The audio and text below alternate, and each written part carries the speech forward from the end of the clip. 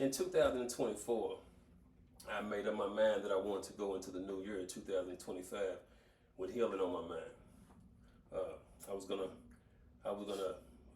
do as much as I could to make things better for myself and my family, both spiritually, emotionally, and in every other possible way I could.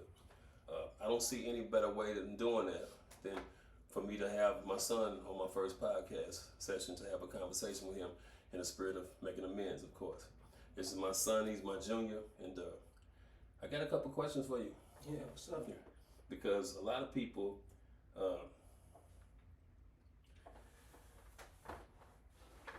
since I've come home, a lot of people, ask me questions about how I am, how good things are going for me, how's things working out, is everything okay? But what I want to ask you is, how did me being away impact you? Because I think that's the most important question. How it affects, how it impacts the kids. Man, like probably like any other kid, went through it. You know what I'm saying? Yeah. Without you, but it was a blessing to go through that journey. It showed me some struggle, and it showed me it just showed me real life. You know what I'm saying? When I hit that, when you bump into hit that road bump, you gotta learn how to get out of that shit, learn how to maneuver, move around. And man, it showed it built a lot of strength in me. You feel me? But it hurt me. It hurt me. I can't lie. You feel me? But I know it hurt me to sit back and watch you have to endure them things on your own. You're my son, man. Yeah. You're supposed to be out there to make sure your son's straight, and I feel that. Yeah. I mean, it happens. I don't necessarily say you failed, but a dumbass out here. Excuse my language. A dummy out here to say you failed, but I knew your intentions. It wasn't like you was just trying to be a crash out here. You were just trying to, you was young and you made a decision, a quick decision. And I respect you for it, and I hope the world respects you for it. I appreciate it. I I know you do. I know, and that's what's important. If the world don't get it, I really don't care. Yeah. I would like for them to know, because it's important for people to know that I would never just intentionally just leave my kids, Right. all my siblings, because they was my family. I left them too, and when it comes to that, I always include them in that occasion, in that equation. But I'm not out anymore. Yeah. I've been out 5 years, and like I was telling a buddy of mine recently, when I did come home, I was proud of the man that you had become in my absence. Right. Like on my last interview absolutely. I was incredibly proud. You did a couple of nice things for me when I came home, man. It helped me out tremendously. And you had some sitting around for your pops. You did me a couple of nice favors, man. I really appreciate it. But I was talking to Lee John, bro, on his podcast, and I was telling him how, Dad told me that it was a job of the father to give the child pain, so that when the child feels it, he or she is to some degree immune to it, right? And I never wanted that to be the case with you. I never intentionally tried to give you or inflict pain upon you. That wasn't my situation with you. However Dad said it with me, which I respected where he was coming from. Yeah. I love my dad. That wasn't what I was intended to do with you, and I don't think that's what he intended to do with me. But that's what he told me. Yeah. I'm proud of you. Yeah. I'm proud of the man that you became. I'm proud of the man that you continue to grow and to evolve into, and you teach me some things. Yeah. So I'm definitely proud of you, man. And keep up the good work. You got a baby, another one on the way. I'm a grandfather. Yeah. These things are important. These things are things that serve to keep me grounded throughout the course of me being home. You, Right. Alexandria, Jariah. Yeah. Going back, not only would it be incredibly stupid to me, to the mirror, because that's what I'm gonna have to look into and explain, but I never wanted to have to tell you that. I remember I let you down when I went back in last time. I made a promise to you that I broke. Yeah. That's something I sit and stewed on the entire time I was away. Because you're like, you ain't going back, are you? And I was like, no. And then shortly after that, I'm gone on. So that whole entire time that I left, I was sitting there stewing like, damn, I gave my son my promise, my word, that I wouldn't go back, and here I go. Shortly after I give it to him, what kind of man are you? So I had to fight myself in that because of that. And because of that fight, I fought cats too. I went back angry. I went back angry, feeling like the possibility of me coming home might be slim to none, because I was still fighting court cases over in Indiana. Yeah. So I was pissed off.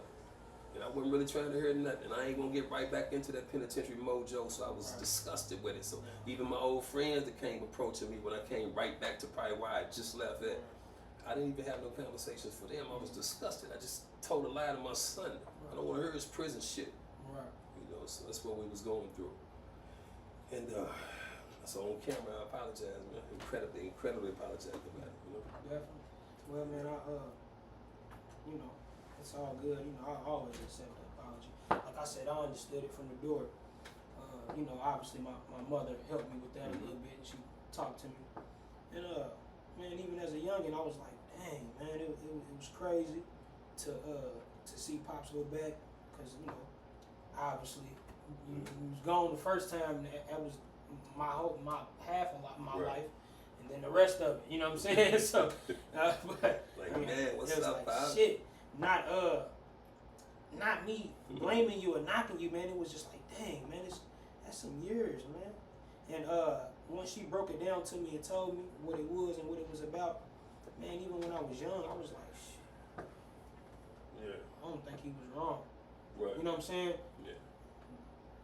The Yeah, you was incredibly forgiving, though. Yeah. I was dead wrong. Yeah. You know, because I should have chosen to be out there free with y'all, right. regardless of what could have been the possible outcome from this heist. Mm-hmm. Yeah. I didn't make a decision. That decision was based on immaturity, a lack of maturity. Fast It might have been some grass involved. You know, it might have been some alcohol. Mm-hmm. You know, those things cloud good judgment. Yeah. So when you're trying to make decisions based on some form of desperation, because I was being deprived of something, or you was, or your sister was, somebody was being deprived. If I'm moving, somebody's going without something. Mm-hmm. So if I make a decision, it's gonna be based on deprivation. And when you're being deprived, you go from a place of ignorance, especially when you mix a little bit of alcohol and some grass or something in there with it. Yeah. It was dumb, man. I apologize about that, man. I'm not going nowhere no more. Yeah. We were push. Man. What you got going on? You know it, man. Shit. What you got going on? Love you, man. I love you. Shit, man. Right now, I'm trying to music. You see, I took a deep breath right there because I'm excited. Man, you know, I'm nervous. I'm everything about it. It's been a few years. It's okay to be at. Yeah, for sure. And it took a long time to realize that. Yeah. You know what I mean? But it's been a few years. You know what I'm saying? Since I dropped some music. Just myself, you know. Got a couple young homies that dropped a few songs and shit with my just a little feature with me on it. And they was hard, but I haven't dropped nothing. And not for no technical reasons or no legal reasons or nothing like that. I just had to sit back and try to build my craft, you know what I mean? Yeah. And try to and also build my image, you know what I mean? All of that's important when it comes up to this rap stuff, you know what I mean? Absolutely. It's very important. So you know, I sat back and it took some time, and I'm ready. Okay. And I'm excited, man. I'm still building. I'm still trying to get better. Yeah. I'm not the greatest rapper or nothing like that. But in my head, I can't be fucked with. Yeah. And Absolutely. 2025, it's about to be my year. Cut loose on them. Yeah. You know, as I always told you, man, I wanted you to operate and maneuver through the world with the confidence to know I'm gonna drop everything to come and make sure you're okay. Yeah. You know, move out there with that confidence. Yeah. I repeat that. I repeat that again. Definitely. I got you, in whatever capacity I can. I got your back. I'm proud of you. Stay positive. For sure. Speak about what you speak about in your music.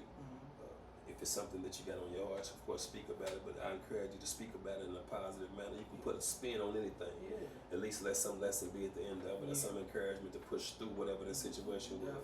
Definitely. And as long as you do it, you'll attract a certain type of energy, the right type of energy. But if you're putting stuff out and you're just malicious, and it's just about this and that, you ain't really got there's no objective. You ain't teaching nobody nothing. It's nothing but ill intent. Yeah. It comes back. It does. It spanks your ass real nice It does. and real quick. See, the more intelligent you are, like how people are spiritually, the more spiritually inclined you are, the quicker your consequences come to you. So, and you're bright, spiritually and mentally and intellectually. You're bright, Jad. You're my son. I wouldn't lie to you. If you was a dumb kid, I'd just tell you you're a dumb kid. But you're bright. Having said that, those things and your consequences will come around fast too, full circle. Just because you're intellectually and you're spiritually inclined, See, God takes care of dummies and babies. You're neither. So you're going to be on the last list of people he take care of when it comes to you being on your own, having to look out for somebody, hold you down. Nah, he comes to you last. You smart. You should know better. Right. So maneuver that way and understand how you talking and understand the consequences of words and understand that sometimes people might take your words and interpret them a certain way. You can't prepare for that. But at least at the end have some spin to it where you're encouraging something great, encouraging something different, encouraging something positive in the event that you're talking about something horrible. Yeah, definitely. Yeah. Nah, I ain't gonna lie, man. You know me, I'm the type of person, I've been through a lot. So like, you know, when it come up to a bunch of just street activity or anything silly like that, man, I just, you know, I try to stay and keep around it. You know what I mean? Most rap, man, I just be having fun with this. You know what I'm saying? Yeah. Is it still fun for you? It's great. It's fun. Yep. And it's not only that. It's more when I'm really going through something painfully. That's when I really love to make the music. You know, I'm going through a relationship. Why? Because it's a release? It's a release. Yeah. It's right out, just getting everything off my shoulders. Yeah. You know what I'm saying? Is it a release in the booth or when you write it? Both. Yeah. When I'm writing it, it gets serious. I might get a little emotional. I might tear up. Sure. Might be talking about my mom. Might be talking about some stuff that's going on. Anything, man. When I'm writing it, it gets serious. So that's when I'm by myself. Right. You know, I'm in the bathroom. I'm in the car. I'm in the room. Yes. I'm isolating. I'm not around nobody. I Right. don't want to be around nothing. I'm just trying to tap into this pen and this paper. So, you know, that's basically that. Both though. When the studio time, oh man, when it's time to go in, and I know I got to critique and make myself go in here and drop this real shit and really put my heart out, man, it's you know, both for sure. Let me ask you. Are you proud of the man that you are? It's a good question. Man, honestly, I'm proud of the man I became. I wasn't proud of the man that I was before. You feel me? I wasn't really the greatest person. I wasn't the greatest. I've always been a great person. Let's get that straight. But there's a lot of things I could have fixed and critiqued in my lifestyle, as far as, you know, some women I didn't treat right. Certain things, you know, I should have worked hard. I should have did this. I should have went to school. I should have played football. Regrets.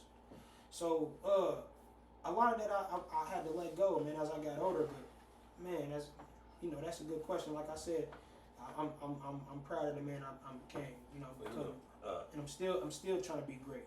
You know what I mean? So. There's a book, and it's called The Alchemist. And Alchemist? The Alchemist. To cut it short, it speaks about a man who was a sheep herder in a small area. And he always wanted to travel the world. All of his dreams would be accomplished if he could just travel the world. Yeah. But one day he wound up being able to travel the world, and he did it. So this man, he traveled the world in search of something that he had to return home to find. Wow. Right? The book is pretty much telling you that it's the journey. Right. So as far as the regrets is concerned, because that's what I'm leading back around to, don't worry about it. That's what the book's telling you. Yeah. The life is about experiencing some pain. Life is about dualities. Yeah. Everything comes in twos. You know, you couldn't even imagine how good joy is without pain. Right. You know, sweet, sour. If everything's always love, being hate. Right. Up, down, left, right. Everything is duals. It's duality. You have to have a little bit of pain in order to appreciate the good. Right. And sometimes, you know, as far as people that you may have heard of, you know, left with a bad impression of you, you know, maybe you was the person that had to bring about some form of pain for them in order for them to even later in life appreciate a great joy. Right. Sometimes you just deliver what people got coming to them. Yeah. Don't beat yourself up about it. It's the journey, man. Definitely. And you got so much more to do. And then you can still make amends. It's the year of amends. Yeah. I love you, my son. We're making amends this year. This is 2025. Yeah. This is the year of amends. And if you got a real problem with anybody in life that still bothers you to this day, right in here, then I urge you, you know, I encourage you to do something about it. You know, pick up a phone. Yeah. You know, write a letter. Yeah. Leave a message somehow. Hey, Ain't my bad about that. Right. Let's go through the rest of life Right. not so upset at me or one another. It works. Definitely. It works because you'd be surprised when people were just waiting for someone who they viewed to be a bigger man than they are to act like a bigger man. Yeah, and I'm willing to do that. You are that. You are that. Right. You just have to take. But I'm willing to compromise with it. What you saying though? You right. feel me? Yeah, if it's necessary. If it's necessary. Because you have to decide whether it's necessary or not. Right. You know, if it's bothering you to the degree where it's causing you some form of discomfort, or it's preventing you from being able to proceed on in some form of life emotionally, then of course it's necessary for you to take some steps to get that straightened out. Definitely. Counseling's fine. Yeah. I don't know everything. You know, you can come to me about anything, but I don't know everything. So you might have to, some sessions with some therapists or some professionals might be necessary. I'll go with you. Yeah. I'm perfectly cool with it. In fact, I'm seeing someone, every now and again myself, so I encourage it. Right. I like the idea of it for you. Definitely. I definitely think about that. That's fatherhood. And also, for you. that book, put me on to that once we done. You know what I'm saying? The Alchemist? Alchemist? Put me on to the book. Sure. But as therapy. And you don't remember, I've actually already put you up on it. When you was coming to see me, boy, I put you up on every single book that I read. You just had your own life. It was just a lot of things. You just had your own life. Dad told me this book again, Daddy told me. Right. Yeah, I told you a million books, but it wasn't for you. It was for me. But now, it's going to be a lot of things like, that's what you was talking about. Yeah. And wait till you get what I was trying to give you from it, though. See, me and you talking about it is one thing, but once you go in and read it, if you can find time, because you're working and your father. I definitely find some time. You can find time, but here's the thing about that, audiobooks is important, too. You can locate them through a lot of audiobooks, but no. I can do it. You can do it, and that's perfectly fine, but it's the journey, man. It's the journey, because I was digressing, I kind of slipped on where I was headed, but it's a journey, Jay. And I'm proud of you. How's fatherhood? Tell me about fatherhood for you. Man, it's great. I ain't gonna lie. I love it. It's great. It's an experience, man. I just left the ultrasound, man, for my baby, man. Man. They give you guys some copies? Yeah, man. I'm gonna show you the pictures. It's crazy. She looked just like a Mary, just like me. So I mean, you should have brought them right in. I know. I think she got them. I'm gonna have to get with Maya and get them. But man, dude, pops, man, it's just a different feeling. You know what I'm saying? Crazy experience. Does it soften you? Yeah, man. It makes me.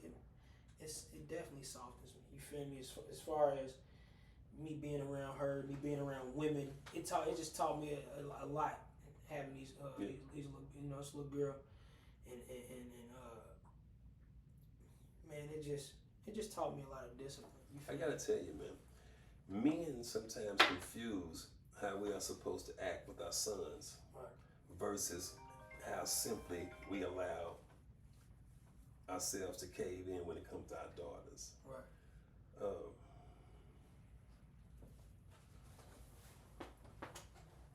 When Jariah was born, because I was gone when you guys were born, I was able to spend time with her and essentially raise her. I've been able to do that. I've been reluctant to involve myself in things that would give me a certain look in my eyes that I would have to then take and look at this innocent child. Yeah. I don't want her to see it. Yeah. Because I become a different individual when I'm rotating out there in the streets. Right. And you can't hide that when you come home. You can come home, you can take that hat off that you wear in the streets all you want to, but you can't hide your soul. No. I didn't want her with that innocence to be able to look at me and see that type of a person in my eyes, so I got rid of that person, right? That person don't exist no more. That person exists in the event of a crisis. Right. And outside of that, man, I say that to say this, man, it softened me all the way up. That's why I was asking you, did it soften you? I don't want to be a person that she looks at and sees that this person's capable of maliciousness. Yeah, no. So when she looks at her dad and some picture or whatever, I don't want. I'm very careful about that.